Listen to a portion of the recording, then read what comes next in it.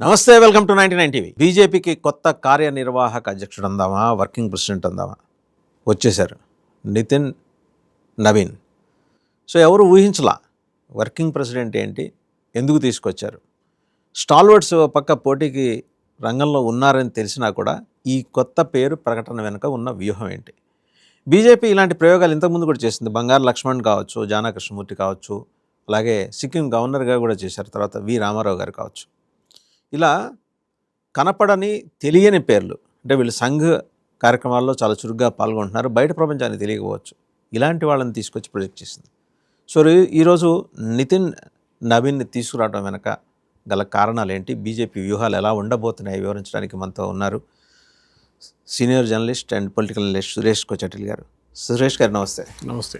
So ఈ ప్రయోగాలు మనం బంగారు లక్ష్మణ్ దగ్గర నుంచి చూస్తూ ఉండొచ్చు కాక, అంటే నాన్ ఫెమిలియర్ ఫేసెస్ని తీసుకొచ్చి ప్రొజెక్ట్ చేసి వాళ్ళకి ఒక ఇమేజ్ గ్లామర్ తీసుకొచ్చే ప్రయత్నం జాతీయ పార్టీగా బీజేపీ చేసినట్టుగా ఇంకే పార్టీలో ఇలాంటి ప్రయోగాలు జరగలేదు. ఇన్ఫ్యాక్ట్ దీనికన్నా జానా కృష్ణమూర్తి కూడా ఒక చాయిస్ అట్లనే ఉంటాయి అన్నమాట. వెంకయ్యనాయుడు గారు జానా కృష్ణమూర్తి, బంగారు లక్ష్మణ్ నెవర్ ఎక్స్పెక్టెడ్. కానీ ఇదంతా మొదలైంది first BJP national working president అనేది ఒక hand over take over time ఉంటుంది. ఎందుకంటే ఎలక్షన్ ఉంది, కామన్ ఎలక్షన్ జరపాల్సింది. Election commission of India rule ప్రకారం ప్రతి పొలిటికల్ పార్టీ ఒక ఎలక్షన్ నడిపించాల్సి. కాంగ్రెస్లో చూసాం మనం, మల్లికార్జున్ ఖర్గే వర్సెస్ శశి తరూర్ ఉండే. బీజేపీలో ఇప్పుడు అది కన్సెన్సస్గా జరుగుతుంది. ఎలక్షన్ ఉంటుంది కానీ ఇట్స్ ఒక కన్సెన్సస్గా ఉంటుంది. ఒకసారి సెలెక్ట్ చేసిన తర్వాత ఆయన టేక్ ఓవర్ చేసుకుంటారు యూజువల్లీ. బీజేపీ ఫార్మేషన్ టైం నుంచి మనం చూసుకుంటూ వస్తే దానికన్నా ముందు జనసంఘ్ రోజుల నుంచి శ్యామాప్రసాద్ ముఖర్జీ నుంచి దీన్ దయాళ్ ఉపాధ్యాయ నడిపిన చాలామంది ఉన్నారు జనసంఘ్లో. కానీ బీజేపీ ఫామ్ అయినప్పుడు ఫస్ట్ వర్కింగ్ ప్రెసిడెంట్గా మనం జనసంఘ్ వైపు నుంచి వెళ్తే కూడా మనకి శ్యామాప్రసాద్ ముఖర్జీ గారు ఉన్నారు. దాని తర్వాత దీన్ దయాళ్ ఉపాధ్యాయ గారు ఉన్నారు 67 to 68. అటల్ బిహారీ వాజ్పేయి గారు 68 నుంచి 72 జనసంఘ్. ఎల్కే అద్వానీ గారు 73 to 77. అక్కడ జనసంఘ్ ఫినిష్ అయిపోయి మళ్ళీ 80 నుంచి బీజేపీ మొదలైంది. సో దాంట్లో చూస్తే మనం చాలా మటుకు పార్టీ ప్రెసిడెంట్ చూసుకొస్తే ఫస్ట్ అటల్ బిహారీ వాజ్పేయి గారిని తీసుకోవచ్చు. 1980 to 1986 అంటే 6 సంవత్సరాలు. యూజువలీ ఆ టైంలో బీజేపీ పార్టీ కాన్స్టిట్యూషన్ అడాప్ట్ చేయలేదు ఇంకా. అంటే పార్టీ ప్రెసిడెంట్కి ఎన్ని టర్మ్స్ ఉండొచ్చు అనేది డిసైడ్ చేయలేదు. ఇప్పుడు ఫుల్ ఫ్లెడ్జ్గా ఉన్న ఒక ప్రెసిడెంట్కి 3 సంవత్సరాలు, కానీ కాన్సిక్యూటివ్గా సర్వ్ చేయలేరు. అంటే ఒకసారి 3 సంవత్సరాలు ఫినిష్ అయిన తర్వాత గ్యాప్ తీసుకోవాలి. ఒక కొత్త ప్రెసిడెంట్ వస్తారు, దాని తర్వాత కావాలంటే తర్వాత తీసుకోవచ్చు. కానీ 2 సార్లే కంటిన్యూస్గా ఉండాలి. కానీ ఒక నడిమిట్లో I think somewhere along the way Advani గారు 3 టర్మ్స్ సర్వ్ చేశారు. సో మనం చూసుకుంటే వాజ్పేయి గారు ఫస్ట్ టర్మ్లో ఉండే. వాజ్పేయి గారు వెరీ ఆబ్వియస్ చాయిస్, ఎందుకంటే జనసంఘ్ నుంచి వచ్చినప్పుడు కంటిన్యూటీ ఎలిమెంట్ ఉండే. అది వాజ్పేయి గారు ఉండొచ్చు, అద్వానీ గారు కూడా ఉండొచ్చు. సో 80 to 86 వాజ్పేయి గారు ఉన్నారు. దాని తర్వాత 86 to 91 అద్వానీ గారు ఉన్నారు. అద్వానీ గారు ఉన్న తర్వాత మూడో president, party president Murali Manohar Joshi 91 to 93 అన్నమాట. దాని తర్వాత మళ్ళీ అద్వానీ గారు వచ్చారు 93 to 98.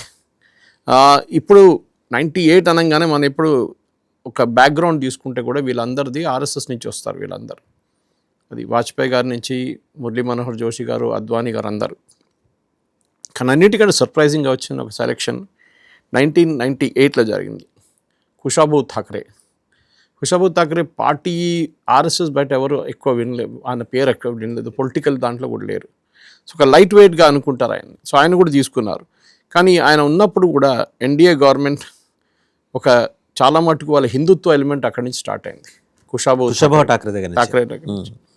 దాని తర్వాత బంగారు లక్ష్మణ్ గారిని అపాయింట్ చేశారు. బంగారు లక్ష్మణ్ గారు 5th ప్రెసిడెంట్గా వచ్చారు. ఆయన 2000 నుంచి 2001 చాలా షార్ట్ టెన్యూర్ ఉంటే మన అందరు తెలుసు. తెహల్కా మ్యాగజైన్ ఒక స్టింగ్ ఆపరేషన్లో ఆయన లంచం తీసుకుంటూ పట్టుకోబోయాడు.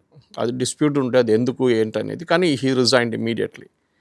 అప్పుడు రిజైన్ చేసినప్పుడు పార్టీ ఇమీడియట్గా జానా కృష్ణమూర్తి గారిని అపాయింట్ చేశారు. జానా కృష్ణమూర్తి గారు కూడా ఒక సంవత్సరం ఉన్నారు, 2001 to 2002 ఆయన క్యాబినెట్లో తీసుకున్నారు, వాజ్పేయి గారు క్యాబినెట్లో. సో అప్పుడు ఆయన బీజేపీ పార్టీ ప్రెసిడెంట్స్కి రూల్ ఏంటంటే ఉంటుందంటే you can hold only 1 post. కానీ చాలామంది అడుగుతారు జేపీ నడ్డా గారు మళ్ళీ ఎట్లా ఉన్నారని చెప్పేసి. అది ఒక ఎక్సెప్షన్ చేయాల్సి వచ్చింది పార్టీకి. ఓకే, ఎందుకంటే ఆ టైంలో ఒకటి లోక్సభ ఎలక్షన్ జరిగిన తర్వాత 2024లో ఇమ్మీడియట్గా ఎలక్ట్ చేస్తా అనుకున్నారు, కానీ జరగలేదు ఆ టైంలో. ఇప్పుడు జరుగుతుంది. నితిన్ నబీన్ తీసుకొచ్చారు. ఒక సంవత్సరం లోపలనే, వితిన్ సంవత్సరం కూడా ఉండదు, 6 నెలల లోపలనే ఎలక్షన్ జరగవచ్చు. అండ్ దాంట్లో ఫార్మలీ ఆయన్ని ఇప్పుడు ఆయన కృష్ణమూర్తి గారి తర్వాత సార్ వెంకయ్యనాయుడు గారు వెంకయ్యనాయుడు 2002 to 2004 2 సంవత్సరాలు ఉన్నారు ఆయన. ఆయన ఏమైందంటే ఆయన ఎన్డీఏ ఓడిపోయినప్పుడు, దట్ ఈస్ ఇన్ ఆ టైంలో 2004లో ఓడిపోయినప్పుడు మన్మోహన్ సింగ్ గవర్నమెంట్ వచ్చిన టైంలో ఆయన రాజీనామా చేశారు. చాలామంది చేస్తూ ఉంటారు. వెన్ ఎవర్ పార్టీ ఓడిపోయినప్పుడు ఆ పార్టీ ప్రెసిడెంట్ రాజీనామా చేస్తారు. మనం చూసుకుంటూ వస్తున్నాం. అది కాంగ్రెస్లో మీకు ఎక్కడ కనిపించదు. ఈ పార్టీ ఎన్నిసార్లు ఓడిపోతే కూడా వాళ్ళ పార్టీ ప్రెసిడెంట్ ఉంటారు. అది సోనియా గాంధీ ఉండొచ్చు, రాహుల్ గాంధీ ఉండొచ్చు, ఇప్పుడు మల్లికార్జున్ ఖర్గే ఉండొచ్చు. ఏ ఎలక్షన్ ఓడిపోయినా కానీ వాళ్ళు అప్పుడే అక్కడే ఉంటారనమాట. దాని తర్వాత మళ్ళీ అద్వానీ గారు మళ్ళీ వచ్చారు, మూడోసారి. ఇది 2004 to 2005 1 సంవత్సరం. ఎందుకంటే వెంకయ్యనాయుడు గారు రాజీనామా చేసినప్పుడు సర్ప్రైజ్ అగైన్ లైక్ జానకృష్ణమూర్తి అపాయింట్మెంట్ లాగానే అద్వానీ గారు తీసుకురావాల్సి వచ్చింది. దాని తర్వాత రాజ్నాథ్ సింగ్ గారు వచ్చారు 2005 to 2009. వీళ్ళు చూడండి అంతా ఒక లెవెల్లో ఉన్న లీడర్స్ వీళ్ళందరూ. అప్పుడు చూసుకున్నప్పుడు నితిన్ నబీన్ చూడగానే ఏంట్రా ఇది అనుకుంటా చాలామంది. నేను ఇంత జూనియర్ మంచి 45 year old అంతే. వీళ్ళందరినీ కంపేర్ చేస్తే చాలా చాలా జూనియర్ నితిన్ నబీన్. దాని తర్వాత 2009 to 2013 ఇది కూడా ఎక్కడ కూడా రాజ్నాథ్ సింగ్ గారు కూడా ఎన్డీఏ ఓడిపోయినప్పుడు 2009 ఎలక్షన్, 2004లో వెంకయ్యనాయుడు గారు, ఇప్పుడు 2009లో రాజ్నాథ్ సింగ్ రాజీనామా చేశారు 2009లో ఓడిపోగానే. 2009 to 2013 నితిన్ గడ్కరీ గారు, again all RSS background, continuous RSS background. మళ్ళీ రాజ్నాథ్ సింగ్ తిరిగి వచ్చారు 2013, 2014. ఎందుకంటే నా నడిమిట్లో ఒక చిన్న స్కాండల్ జరిగింది, గడ్కరీ గారు ఫ్యామిలీ ఇన్వాల్వ్డ్ అని చెప్పి గడ్కరీ గారు రాజీనామా చేశారు అప్పుడు. ఇదంతా మన హిస్టరీలో తిరిగి చాలామంది చూడరు. ఎందుకంటే ఫైనాన్షియల్ స్కాండల్ ఆ టైంలో డైరెక్ట్గా ఆయన మీద ఆరోపణ లేకుండే, కానీ అప్పుడు కూడా రాజీనామా చేశారు. 2014 to 2020 అమిత్ షా గారు రావడమే పార్టీలో ఒక పెద్ద సంచలనం చేస్తుంది. ఎందుకంటే 2014లో బీజేపీ టేక్ ఓవర్ చేసిన తర్వాత పార్టీని స్ట్రాంగ్గా నడిపించాలంటే ఎవరైనా కావాలని చెప్పి అమిత్ షా గారిని తీసుకొచ్చారు. ఆయన నరేంద్ర మోదీ గారు రైట్ హ్యాండ్. ఆర్గనైజేషన్ కేపబిలిటీస్లో ఎక్కడ ఎవరు అబ్జెక్ట్ చేయరు, అంత కేపబుల్గా ఉన్న మనిషి. చాలా మటుకు 2014 తర్వాత జరిగిన అసెంబ్లీ ఎలక్షన్లో రాజ్నాథ్ సింగ్ కన్నా ఎక్కువ, ఎల్కే అద్వానీ గారి కన్నా ఎక్కువ ఎంఫసిస్ తీసుకొచ్చిన మనిషి అమిత్ షా గారు. ఇప్పుడు కూడా ఎవరైనా పార్టీ ప్రెసిడెంట్ ఉండేయండి, final decision campaign, candidate selection BJP central committee ఒకటి ఉంటుంది. కానీ చాలా మటుకు డెసిషన్ తీసుకున్న ఒక లీడర్గా అమిత్ షా గారు ఇప్పుడు కూడా ఉన్నారు. చాణక్య అంటారు పాలిటిక్స్లో. Yes, correct. బీహార్ ఎన్నికలు చూడండి, ఎప్పుడైనా ఎన్నికలు, ఇప్పుడు దానికన్నా ముందు ఛత్తీస్గఢ్ వేరే నితిన్ నబీన్ వాజ్ ఇన్ఛార్జ్. ఛత్తీస్గఢ్ ఎలక్షన్లో 11 సీట్లు లోక్సభలు తీసుకొచ్చిన మంచి Nitin Nabin. So organisation capability ఉంది. సో దాని తర్వాత మనం చూసాం అమిత్ షా గారు రాగానే, దాని తర్వాత నెక్స్ట్ వాస్ జేపీ నడ్డా గారు 2000లో వచ్చారు. మనం 2025లో ఉన్నాం. యాక్చువల్లీ ఆయన టర్మ్ 3 సంవత్సరాలు ఉండాలి, కానీ నేను చెప్పిన 2024 ఎలక్షన్ తర్వాత రీప్లేస్ చేయలేకపోయారు, కంటిన్యూ చేశారు ఆయన. అదొక ఎక్సెప్షన్ ఇవ్వాల్సి వచ్చింది బీజేపీకి. As per the constitution it is not allowed. కానీ చిన్న మార్పు తీసుకొచ్చారు, కాన్సిక్యూటివ్ టర్మ్ అని చెప్పేసి. ఇప్పుడు 2025లో నితిన్ నబీన్ తీసుకొచ్చారు. Nitin Nabin is 5 time MLA Bihar నుంచి. వాళ్ళ ఫాదర్ సడన్గా చనిపోయినప్పుడు ఆయన ఫస్ట్ టైం ఎమ్మెల్యేగా ఎలక్ట్ అయ్యారు. అక్కడి నుంచి 5 సార్లు ఇప్పుడు దాకా ఎలక్ట్ అయ్యి వచ్చారు ఆయన. అందరు అడగొచ్చు, బీజేపీ ఎప్పుడు ఓబీసీ, ఎస్సీ, ఎస్టీ అని చెప్పుకుంటూ వస్తే, ఈయనేమో బీహార్లో అన్నిటికంటే చిన్న కమ్యూనిటీ, కశ్యత్ కమ్యూనిటీ, 0.5% పాపులేషన్లో. ఏంటంటే కమ్యూనిటీ కశ్యత్ ఫార్వర్డ్ క్యాస్ట్. వీళ్ళు కమ్యూనిటీ, ఈ స్క్రైబ్స్ అంటారు, రాసేటోళ్ళు. వాళ్ళు మన దాంట్లో రైటర్స్ అంటారు, మన దాంట్లో ఒక్కొక్కసారి అకౌంట్స్ మెయింటైన్ చేసే రైటర్స్ అంటారు వీళ్ళు కశ్యత్ క్యాస్ట్ని. వాళ్ళు they are really good administrators. ఇప్పుడు కశ్యత్ అనే వర్డే 2గా స్ప్లిట్ చేసుకోవచ్చు. కశ్య అంటే బాడీ, స్టాండ్ అంటే నిలబడే మనిషి, కశ్యత్ second part of the word అన్నమాట. సో వాళ్ళు యూజువలీ ఎడ్యుకేషన్, బ్యూరోక్రసీ ఇట్లాంటి ఫీల్డ్స్లో వాళ్ళు చాలా స్ట్రాంగ్గా పనిచేస్తారు. సో బహుశా అది చూసుకునే ఉండొచ్చు నితిన్ నబీన్ కూడా ఒక అడ్మినిస్ట్రేటర్గా బీజేపీ అపాయింట్ చేశారు. ఎందుకంటే BJP has been advocating the cause of BCs, OBCs, ఎస్సీస్ అండ్ ఎస్టీస్ చాలా టైంలో వచ్చి. ఇప్పుడు కూడా ఈ సెలక్షన్లో Dharmendra Pradhan who is an OBC or Bhupendra Yadav, వీళ్ళిద్దరూ వార్ హార్సెస్. అంటే వాళ్ళకి ఇచ్చిన రెస్పాన్సిబిలిటీ వాళ్ళు కంప్లీట్గా ఫుల్ఫిల్ చేస్తారు. పార్టీ ప్రెసిడెంట్ అంటే అట్లా ఉండాలి. అది మీకు కాంగ్రెస్లో కనిపించదు, అది మీకు ఈవెన్ సిపిఎం పాలిట్ బ్యూరోలో కనిపించదు.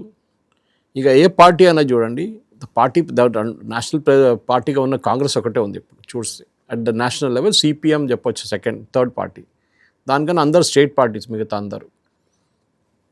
అట్లాంటి పరిస్థితుల్లో బీజేపీకి ఇప్పుడున్న ఛాలెంజ్ ఏంటంటే ఫస్ట్ ఇప్పుడు రాబోయే బెంగాల్ ఎలక్షన్స్, అస్సాం ఎలక్షన్స్, ఈ 2 ఎలక్షన్ చాలా ఇంపార్టెంట్. దాని తర్వాత possibly Nitin Nabin take over చేసిన టైంకే ఉత్తరప్రదేశ్ ఎలక్షన్ కూడా రాబోతుంది. దాని నడిమిట్లో 2026లో ఫస్ట్ సదర్న్ ఇండియా నుంచి తమిళనాడు అండ్ కేరళ అవుతాయి. ఈ 2 ఎలక్షన్స్ ఉంటాయి. ఇది చాలా ఇంపార్టెంట్, ఎందుకంటే బీజేపీకి నార్త్లో అయితే యాక్సెప్టెడ్ పార్టీ, కానీ సౌత్లో గ్రో కావాలంటే వాళ్ళకి చాలా మట్టుకు పట్టు ఉండాలి. అలయన్స్లో పోటీ చేస్తారు ఇక్కడ తమిళనాడులో. కేరళలో అలయన్స్ ఉంది, కానీ they are the senior party of the alliance. SNDP అని చెప్పి అక్కడ ఒక Vellappally Natesan who's part of the Sree Narayana Guru community, వాళ్ళది ఈడవ కమ్యూనిటీ అంటారు కేరళలో, ది బ్యాక్వర్డ్ క్లాస్ కమ్యూనిటీ. వాళ్ళ వైపు నుంచి బీజేపీకి టైఅప్ ఒకటి ఉంది, వాళ్ళ త్రూ దర్ పొలిటికల్ పార్టీ అన్నమాట. ఇట్లాంటి పరిస్థితుల్లో బీజేపీని లీడ్ చేయడానికి నెక్స్ట్ జనరేషన్ లీడర్గా నితిన్ నబీన్ తీసుకొచ్చినది. ఒక చిన్న ప్రశ్న సార్, ఇప్పుడు ఫోకస్ అంతా నార్త్ మీద ఎందుకు పెడుతున్నారు, సౌత్ నుంచి ఎందుకని పికప్ చేయట్లేదు, రీజన్ ఏంటి? సౌత్ నుంచి ఎందుకనేది మీరు అడగొచ్చు. ఇప్పుడు నా దృష్టిలో ఒక్కరే ఉన్నారు who can really qualify to be the president, Annamalai. బహుశా Annamalai still young, very young compare to Nitin Nabin. Annamalai గారిని పాసిబ్లీ ఇప్పుడు తమిళనాడు ఎలక్షన్లో వాడుకుంటారు, వాళ్ళు చాలా ఎక్స్టెన్సివ్గా క్యాంపెయిన్ చేయాల్సి వస్తుంది. So he cannot be the party president now. బహుశా నెక్స్ట్ పార్టీ ప్రెసిడెంట్ అన్నామలై కావచ్చు, ఎందుకంటే he still got age on his side, చాలా young compare to senior party leaders. బహుశా ఇంకా next party working president maybe 3 yearsలో it will be Annamalai, and it will be in time for next Lok Sabha elections. Nitin Nabin గారికి Lok Sabha election tension లేదు, ఎందుకంటే 2029 దాకా ఆయన ఉండరు, ఆయన మారిపోతారు పోస్ట్ నుంచి. It will B new party president, at will be very very crucial post. Annamalai advantage ఇంకోటి ఏంటంటే ఆయన నాన్ కరప్టబుల్, ఆయనకి ఇమేజ్ చాలా క్లీన్గా ఉంది. కానీ acceptability beyond south is a big question. ఆయన ఐపీఎస్ ఆఫీసర్గా పనిచేస్తారు, హిందీ యావరేజ్గా మాట్లాడతారు, ప్రాబ్లం లేదు. కానీ ఒక నార్త్ వైపు రావాలంటే యాక్సెప్టబిలిటీ హిందీ, అదొక పెద్ద ప్రాబ్లం ఉండిపోతుంది. సో బహుశా ఎస్, జానా కృష్ణమూర్తి తర్వాత, దానికన్నా ముందు వెంకయ్యనాయుడు గారి తర్వాత, సౌత్ నుంచి బంగారు లక్ష్మణ్ తర్వాత ఇంకా రామారావు గారికి ఇవ్వలేదా? లేదు, ఆయన గవర్నర్ వచ్చేసి, అదే he was never given that post, he was Sikkim governor I think so last. So ఈ పరిస్థితుల్లో బీజేపీకి ఛాలెంజ్ ఏంటి అనేది చాలా పెద్ద ప్రశ్న అనమాట. ఎందుకు challenge? What are the major issues BJP face చేస్తుంది? ఒకటి, వాళ్ళు పవర్లో లేని స్టేట్స్లో ఎక్స్పాన్షన్ ఎట్లా చేయాలి. తమిళనాడు, కేరళ, కర్ణాటక, ఈ 3 స్టేట్స్ సౌత్ నుంచి బీజేపీకి చాలా ఇంపార్టెంట్. ఆంధ్ర అయితే కోalitionగా నడుస్తుంది, నాయుడు గారు ఉంటారు. ఆంధ్ర మీద అన్న అసలు బీజేపీ హోప్స్ పెట్టలేదండి? లేదా, అది ముందటి నుంచే లేదు. మీరు టీడీపీ వచ్చే ముందు కూడా చూడండి, బీజేపీ అక్కడ ఎక్కువ పట్ల ఎక్కడో కృష్ణంరాజు గారు కాకినాడ నుంచి గెలిపిన నాకు గుర్తుంది. I don't remember which year it was. That was only genuine election which BJP one on its own అని చెప్పొచ్చు. మేబీ కృష్ణరాజు ఆయన ఇమేజ్తో కలిసి ఉంటారు ఆ టైంలో. కానీ దాని తర్వాత మీరు చూస్తే ఎప్పుడైనా చాలామంది అంటారు అది వెంకయ్యనాయుడు గారు పాలిటిక్స్ అంటారు దాన్ని. అంటే వెంకయ్యనాయుడు గారు ఉన్నప్పుడు దాకా ఆంధ్ర వైపు, అంటే అప్పుడు ఉమ్మడి ఆంధ్రప్రదేశ్ అనుకోండి, కానీ అప్పుడు కూడా తెలంగాణలో బీజేపీ పవర్ఫుల్గా ఉన్నారు. అంటే S12 తెలంగాణ, ఇప్పుడు ఉన్న తెలంగాణ మన హైదరాబాద్ స్టేట్ పార్ట్ అని చెప్పుకోవచ్చు. BJP was very powerful. ఇప్పటి నుంచి దత్తాత్రేయ గారు గెలిచారు, ఓల్డ్ సిటీ నుంచి కార్వా నుంచి బద్దం బాలరెడ్డి గారు, ఆల నరేంద్ర గారు. అంటే city wise Hyderabad was very powerful for BJP, ఎప్పుడు దాని డౌట్ లేకుండే. కానీ ఆంధ్ర వైపు మీరు చూడండి, ఒక్క లీడర్ కూడా బీజేపీది టాల్ లీడర్ అని చెప్పడానికి ఎవరు లేకుండే. వెంకయ్యనాయుడు గారు ఒక్కరే ఉన్నారు. దాని తర్వాత Bangaru Laxman is not known beyond Andhra speaking states, ఆయనకి అంత పట్ల లేకుండా. ఆయన తెలంగాణ అయినా కదా, అదే కదా, దానికోసం చెప్తాను. అప్పుడు ఉమ్మడి ఆంధ్రప్రదేశ్ కదా. సో టోటల్గా చూస్తే వాసుదేవన్ గారు ఒక కెపాసిటీ బిల్డింగ్లో బీజేపీకి ఇప్పుడు ఒక ఛాలెంజ్ కాబోతుంది. ఇది ఒకటే సౌత్ ఎక్స్పాన్షన్లో, ఎస్పెషలీ కర్ణాటకలో వాళ్ళకు ఒక లోకల్ లీడర్ లేరు. ఇప్పుడు విజయేంద్రని అపాయింట్ చేశారు, కానీ he's not a capable leader. Kateel గారు ఉన్నారు, బట్ హీ వాస్ పార్టీ. ఇప్పుడు బెంగళూరు సౌత్ నుంచి గెలిచాడు ఆయన యంగ్స్టర్, మన Tejasvi Surya. Tejasvi Surya still young, like young to handle all this. ఎందుకంటే అక్కడ ఒకటి మీరు మనం గుర్తుపెట్టుకోవాల్సింది ఒక్కరిగా లింగాయట్స్ నడుమిట్లో ఉన్న పొలిటికల్ గేమ్ చాలా పెద్ద గేమ్ అది. బీజేపీ దీనికన్నా ముందు కూడా తప్పు ఎక్కడ చేశారంటే ఒకసారి వాళ్ళ కమ్యూనిటీని యాంగర్ చేయకుండా యదియూరప్ప గారిని పార్టీ నుంచి ఆయన వెళ్ళిపోయారు అనుకోండి, తీసేసిన తర్వాత పార్టీ నుంచి లీడర్షిప్ నుంచి ఆయన పార్టీ ఇటు వెళ్ళిపోయి కొత్త పార్టీ పెట్టుకున్నారు. బీజేపీ అప్పుడు ఎలక్షన్ ఓడిపోయారు ఆ టైంలో. Yediyurappa is too old to handle, యంగ్గా ఎవరు లేరు.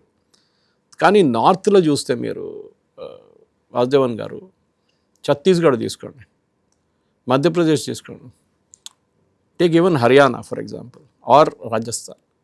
ఈ 4 స్టేట్స్లో ముఖ్యమంత్రుల్ని పేరు మనం ముందు వినలేదు ఎప్పుడు. You never heard of the name. మధ్యప్రదేశ్లో మనం శివరాజ్ సింగ్ చౌహాన్ అంటాం, రాజస్థాన్ అనగానే వసుంధరాజే అంటాం, ఛత్తీస్గఢ్ కానీ రమణ్ సింగ్ అంటాం. కానీ వీళ్ళు ముగ్గురిని పట్టించుకోలేదు పార్టీ. ఈవెన్ హర్యానాలో ఖట్టర్ గారిని రీప్లేస్ చేసి సైని గారిని తీసుకుని చాలా మటుకు ప్రొటెస్ట్ ఉండే అక్కడ.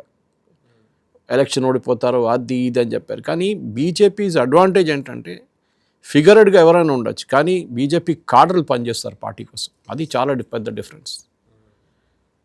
బీజేపీ డజంట్ బిలీవ్ మీరు రాహుల్ గాంధీ లాగానో ప్రియాంక వాద్రా లాగానో పారాషూట్గా తీసుకొచ్చి మీరు ఒక పార్టీలో మాట్లాడుతున్నాడు కదా మళ్ళీ ఓటు చోరీ మీద, అయిపోయిన పెళ్ళికి బాజాలు ముగించడం అంటే అది nobody is taking it seriously. అది ఎట్లా అయిపోయిందంటే మీరు చెప్పుకుంటూ పోతున్నప్పుడు డైల్యూట్ అయిపోతాయి, మొత్తం కాన్సెప్టే డైల్యూట్ అయిపోతాయి. సో బీజేపీ అడ్వాంటేజ్ ఇది. కాడర్ బేస్ పార్టీగా ఉన్నప్పుడు అది భారతదేశంలో 2 కాడర్ బేస్ పార్టీస్ ఉన్నారు, ఒకటి కమ్యూనిస్టు, ఇంకోటి బీజేపీ. వీళ్ళిద్దరు నడిమిట్లో చూస్తే కమ్యూనిస్టులు అయితే మీ మ్యూజియంలో పెట్టాల్సిన పరిస్థితికి వచ్చేసారు వాళ్ళు. కేరళ కూడా ఓడిపోతే ఇక వాళ్ళని సలార్జంగ్ మ్యూజియమో లేకుంటే నేషనల్ మ్యూజియంలో ఎక్కడ పిక్చర్ వేసి కమ్యూనిస్ట్ పార్టీ అంటే ఇట్లా ఉండేది ఫోటో పెట్టచ్చు. హర్కిషన్ సింగ్ సుర్జిత్ గారో ఇంకెవరినైనా ఫోటో అక్కడ పెట్టచ్చు, ఎస్ఏ డాంగే లాంటి వాళ్ళు. But coming to the serious point, బీజేపీకి నెక్స్ట్ 3 సంవత్సరాలు ఉన్న ఛాలెంజెస్ చాలా ఉన్నాయి. ఒకటి వెస్ట్ బెంగాల్, ఇప్పుడు రాబోయే immediate challenge west Bengal. West బెంగాల్లో ఇప్పుడు ప్రస్తుత పరిస్థితుల్లో 54 నుంచి 78 లక్షల మందిని ఓటర్ లిస్ట్ నుంచి తొలగించబోతున్నారు. 78 దాకా వెళ్ళింది. కానీ 32 lakhs ఏమో హియరింగ్కి పిలిచారు, 42 lakhs ఏమో కన్ఫర్మ్డ్ లిస్ట్ నుంచి బయట అవుట్. తో ఆ ఒక ఛాలెంజ్ బీజేపీకి చాలా మట్టుకు మైక్రో మేనేజ్ చేయాల్సి వస్తుంది. So I think Nabin first challenge will be this. బహుశా అది అప్పచెప్పారు ఆయన. ఆఫ్కోర్స్ ఆయనకన్నా సీనియర్గా ఉన్న భూపేంద్ర యాదవ్ గారు అక్కడ ఉన్నారు టోటల్ ఇన్ఛార్జ్గా. కానీ ఎప్పుడైనా ఒక కార్పొరేట్ సెక్టర్లో మీరు చూసుంటారు, వాసుదేవన్ గారు ఒక కొత్త ఎండీగా అపాయింట్ చేసినప్పుడు ఆయన డైరెక్ట్గా ఎండీగా అపాయింట్ చేయరు, ఆయన ఎండీ కింద పనిచేస్తారు. The MD who's leaving either because of seniority or resignation 6 నెలల పాటు లేకుంటే సంవత్సరం పాటు ఒక హ్యాండ్ హోల్డింగ్ ప్రాసెస్ ఉంటుంది. అంటే ఇట్లా ఉంటుంది, ఇట్లా హ్యాండిల్ చేయాలి, ఇట్లా ఉంటుంది, ఇట్లా హ్యాండిల్ చేయాలి, మీటింగ్లో కూర్చుంటారు, అన్నీ చూసుకుంటారు. Slowly he will take over the position of the MD. అది అన్ని ఆర్గనైజేషన్స్ ఉన్నాయి, కార్పొరేట్ ఆర్గనైజేషన్స్. ఇది కూడా అదే ఒక కార్పొరేట్ సెటప్ లాగానే బీజేపీ కూడా పనిచేస్తున్నారు, వేర్ వర్కింగ్ ప్రెసిడెంట్ని అపాయింట్ చేస్తున్నారు ఫస్ట్. సో వర్కింగ్ ప్రెసిడెంట్ నుంచి ఆయన నేర్చుకుంటాడని నడ్డా గారి బిహేవియర్ కానీ, నడ్డా గారి అపాయింట్మెంట్స్ కానీ, బిఎల్ సంతోష్ అక్కడ కూర్చుంటారు, ఆయన ఏం చేస్తారు చూస్తుంటారు. ఇదంతా చేసిన తర్వాతనే then he gets elected, nominally elected. Election అయితే ఇట్స్ ఫార్మాలిటీ ఇప్పుడు. సో పాసిబ్లీ బీజేపీ యొక్క చాలా స్ట్రాంగ్. ఇంకోటి ఏంటంటే he's not a typical RSS man. ఏబీవీపీలో ఉందని ఎక్కడో చూశాను, కానీ I think he was more in BJYM than in ABVP. ఏబీవీపీలో ఆయన ఎక్కువ సంవత్సరాలు లేకుండా, కానీ బీజేవైఎంలో ఉన్నారు. బీజేవైఎం బీజేపీ యూత్ వింగ్, అక్కడేమో ఏబీవీపీ ఏమో ఆర్ఎస్ఎస్ వాళ్ళది యూత్ వింగ్. డిఫరెన్స్ ఉంది. చాలామంది మన ప్రేక్షకులు అది అర్థం చేసుకోవాలి అనుకుంటారు. ABVP complete party affiliation. అదే ఏబీవీపీ అంటే వాళ్ళు అనుకుంటారు ఇప్పుడు రేవంత్ రెడ్డి కూడా ఏబీవీపీ నుంచి వచ్చారు. అట్లా చాలామంది, కిషన్ రెడ్డి కానీ ఇక్కడ అన్ని టాప్ లీడర్స్ అందరూ ఏబీవీపీ, రామచంద్రరావు గారు వచ్చారు అక్కడి నుంచి. సో బీజేపీకి ఏంటంటే వాళ్ళ పార్టీ ఫామ్ అయ్యేప్పటికి ఇప్పుడు దాకా 1982 to 2025 ఓకే 45 సంవత్సరాల్లో వాళ్ళు 15 ప్రెసిడెంట్స్ని చూశారు. కానీ దాంట్లో రిపీట్స్ ఉండే, నేను చెప్పాను చూడండి, అద్వానీ గారు 3 సార్లు, వాజ్పేయి గారి తర్వాత రాజ్నాథ్ సింగ్ గారు 2 సార్లు, వెంకయ్యనాయుడు గారు ఒకసారి వెంకయ్య. సో రిపీట్ ఉంటుంది. కానీ ఒక నామినల్ లెవెల్ ఒక 11 ప్రెసిడెంట్స్ అని చెప్పాడు. 10 నుంచి 11 ప్రెసిడెంట్సే బీజేపీకి ఉండేప్పుడు దాకా 25 yearsలో. సో ఒక స్ట్రాంగ్ ప్రెజెన్స్ కోసం ఫస్ట్ టైం ఒక నాన్ ఎంటిటీని తీసుకొస్తున్నారు. బహుశా దీనికన్నా ముందు ఒక నాన్ ఎంటిటీ అని చెప్పంగానే మనం కుషాబాబు ఠాకరే లేకుంటే జానా కృష్ణమూర్తి అని చెప్పొచ్చు. వీళ్ళిద్దరు పేర్లు ఎవరు అంత సీరియస్గా తీసుకోవాలి, కానీ సడన్గా వచ్చారు. కానీ నబీన్ పేరు అయితే ఎవరు వినలేదు అసలు. Nobody even expect. అంటే that is shows Amit Shah and Modi గారి క్యాల్కులేషన్ ఎట్లా ఉంటుంది అనేది. అంటే అబ్సల్యూట్లీ అన్నోన్ లీడర్స్ తీసుకొచ్చి లీడర్షిప్ లెవెల్లో తీసుకొచ్చి వాళ్ళ కాంపిటెన్స్ ప్రూవ్ చేయించారు. మనం హిమంత బిశ్వ శర్మని తీసుకొచ్చి ఎగ్జాంపుల్గా కాంగ్రెస్ నుంచి వచ్చారు. కాంగ్రెస్లో తరుణ్ గొగోయ్ తర్వాత ఈ was the biggest leader in Assam.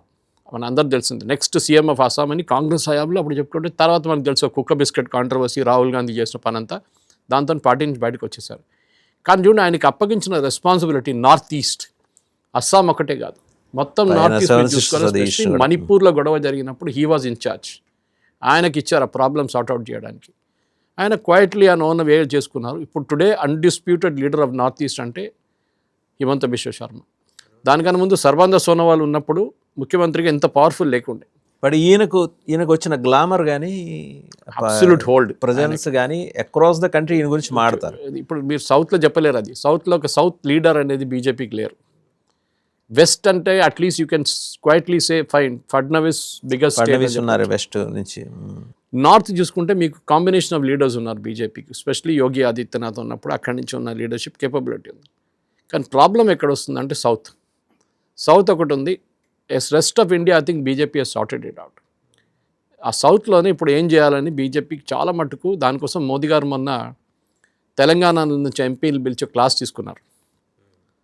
సీరియస్గా చెప్పారు, మీరు మర్యాదగా పని చేయకపోతే అంతే సంగతి, I'm giving you enough chance అని చెప్పారంట. మనకు తెలియదు, మన మీటింగ్లో లేవు, కానీ పేపర్లో వచ్చిన మీడియాలో వచ్చిన న్యూస్ ప్రకారం, ఈవెన్ ఎంపీలు కొంతమంది వచ్చి బయట మాట్లాడిన న్యూస్లో దాని ప్రకారం తెలుగు కొన్ని ఛానల్స్కి చెప్పిన న్యూస్లో ఇదే చెప్పారంటే మోదీ గారు చాలా సీరియస్గా ఉన్నారు.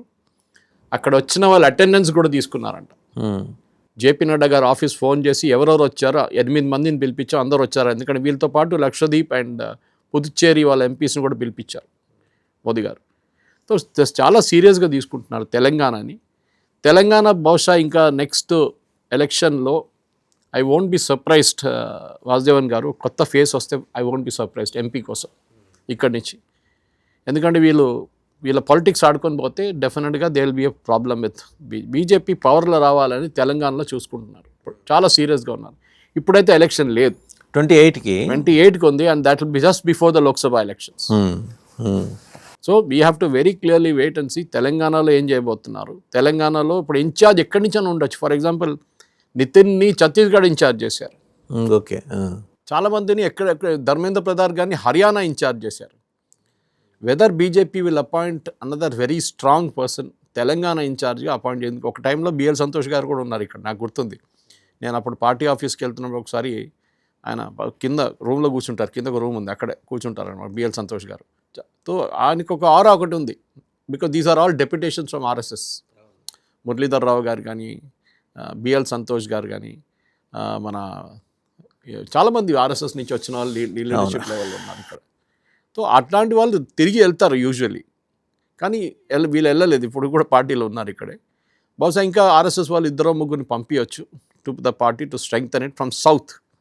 నాకు అదే ఒక డౌట్ ఎప్పుడు వస్తుంది ఏంటంటే, తెలంగాణకి ఏదైనా ఆర్ఎస్ఎస్ లీడర్ని డెప్యూట్ చేస్తారా యాజ్ ఇన్ఛార్జ్? ఎందుకంటే రామ్ మాధవ్ గారు ఉన్నారు ఇక్కడి నుంచి, కానీ ఉమ్మడి ఆంధ్రప్రదేశ్ అని చెప్పొచ్చు. ఆయన్ని పాసిబ్లీ ఇక్కడ అపాయింట్ చేస్తే యాక్సెప్టబిలిటీ కొంచెం తక్కువ ఉంటుంది. ఆయన నేషనల్ జనరల్ సెక్రటరీగా కూడా చేశారు.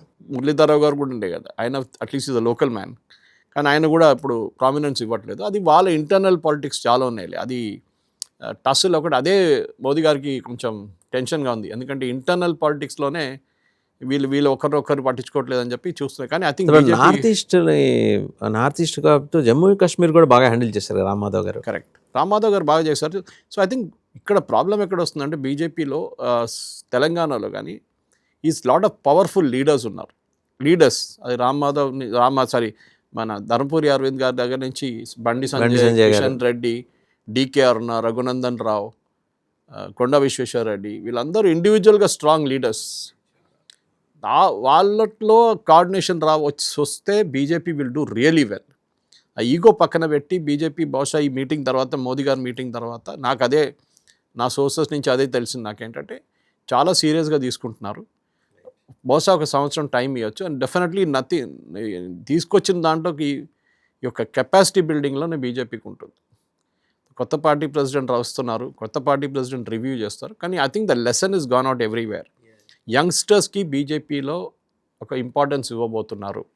నెక్స్ట్ జన్ లీడర్షిప్ అని మాట్లాడుతున్నప్పుడు రాహుల్ గాంధీ గారు ఎక్కడ, రాహుల్ గాంధీ కానీ యంగ్, ఆయన మాట్లాడుతున్నారు, వీళ్ళు చేస్తున్నారు. అది నెక్స్ట్ జనరేషన్ వాళ్ళ దాంట్లో చేయలేరు కదా వాసుదేవన్ గారు, అది ప్రైవేట్ లిమిటెడ్ కంపెనీ.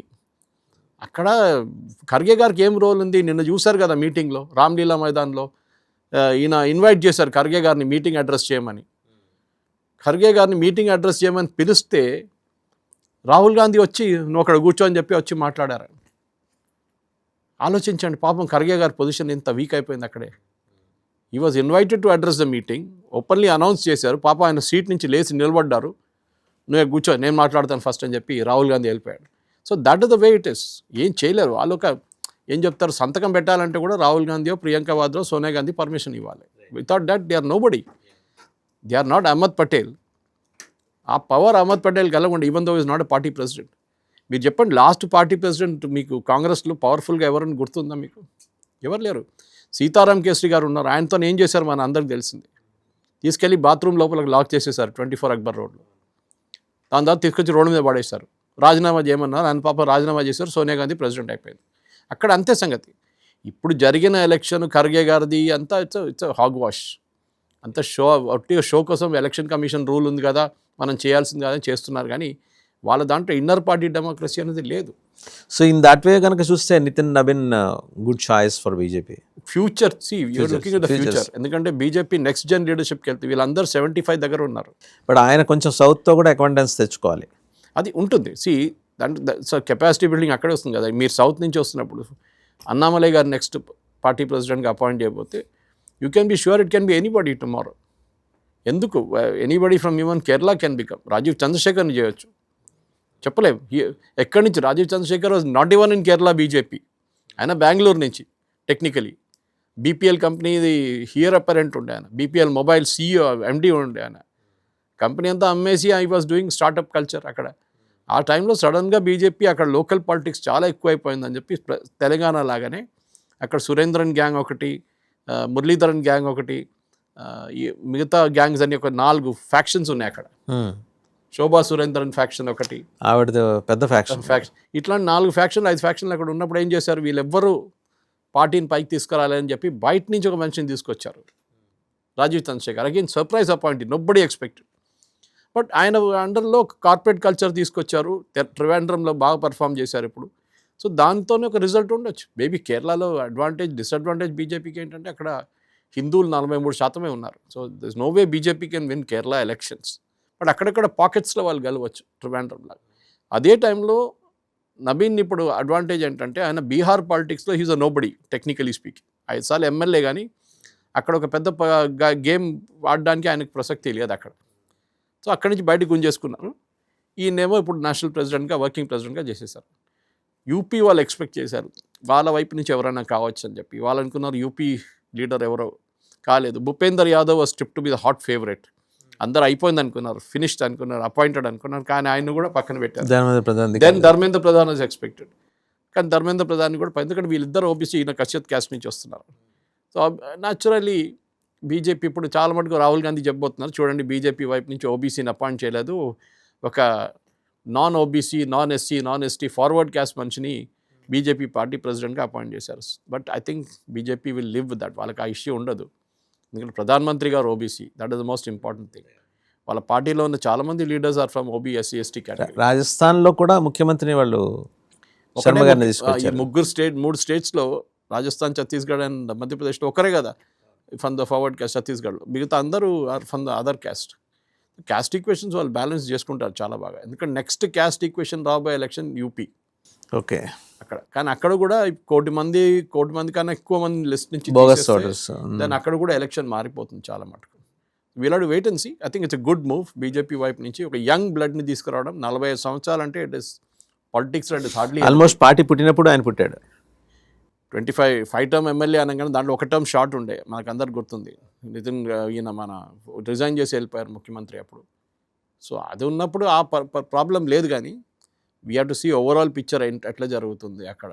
ఎందుకంటే బీజేపీకి బీహార్లో లీడర్లు లేవు, అది మన అందరికి తెలిసిందే. సుశీల్ కుమార్ మోదీ తర్వాత ఎవరు లీడర్గా ఎవరు లేరు అక్కడ.